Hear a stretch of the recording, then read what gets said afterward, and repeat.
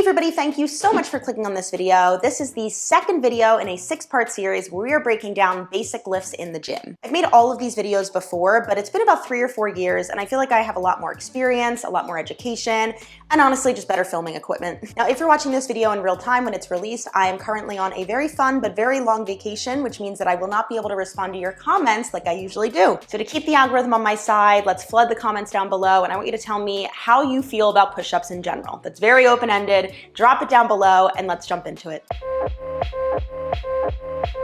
The main muscles recruited during a push-up include the chest, shoulders, and triceps. And within those 3 muscle groups, you can not only target different sections of the muscle, but also bias different muscles entirely. For example, a more narrow arm position will bias the tricep, while a wider position will bias the chest. As always, there's no right or wrong in terms of what variation you're doing. It simply comes down to your goals and your enjoyment. Now, if you're trying to get your first full push-up from the floor, here's what I would do in terms of progressions. I prefer starting people on an incline rather than on the knees. This is mainly because knee push-ups are pretty isolated to the arms, but push-ups from a full plank require a lot of core strength. So by mimicking the full floor push-up and shortening the lever, I have found that clients have a faster route to the floor. Now, you can do this on a bench, a chair, a sofa, but if you have access to a squat rack, this is another great tool because as you get stronger, you simply move the bar down a notch. Once you've made your way to the floor, I recommend adding in lower or eccentric push-ups. You'll start in your full plank and lower down as far as you can control.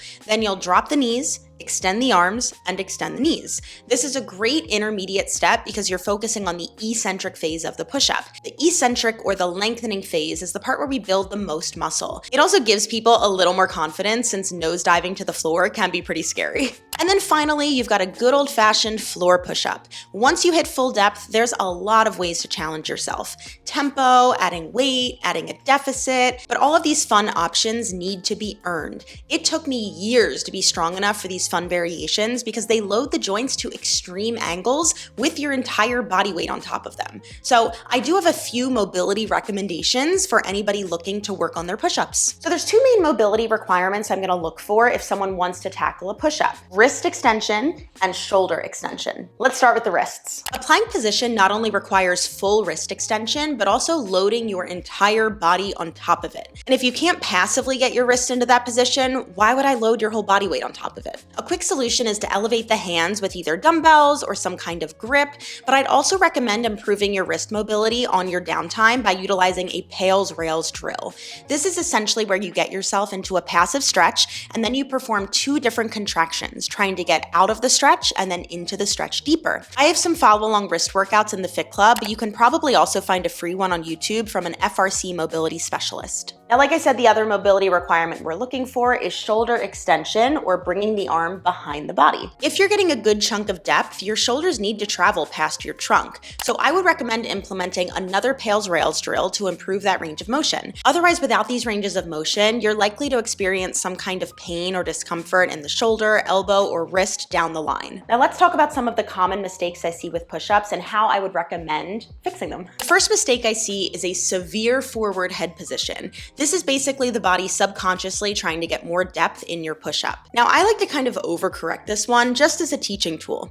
Place something about a foot in front of you as a focal point and then fully lift your chin. You'll look like a moron, but you'll keep your chin lifted through your push-up and that's gonna help you keep the neck retracted. Again, it's an overcorrection, but it's meant to just teach your body how to resist reaching the neck forward. The next mistake I see is a low back arch. This is typically a sign that the core is fatiguing or we're just forgetting to keep that midline engaged. I like to take a yoga block or some sort of small prop between the thighs and give it a little squeeze. It's just a nice tactile cue for the body to keep tucking the hips under and resist arching the low back. And finally, the last mistake I see quite often is leaving the hips behind. Honestly, a simple cue of bring the hips with you can help, but sometimes it's honestly just a sign that you're not quite strong enough for that full variation yet. I would just keep practicing and mixing in the other regressions we talked about from earlier in the video. Remember that push-ups are a skill and a hard one at that, so they take time, consistency, and patience. I hope this video was helpful and that it gave you a little more confidence and understanding how to get that full push-up from the floor. A huge shout out to Fitness Lounge in Astoria for letting us film in their great space, and of course to my husband Kevin for helping me film. Again, please interact with this video by either liking, subscribing, commenting, sharing it so that when I get back from my vacation, You're all still here. Thank you all so much, and I will see you in the next one.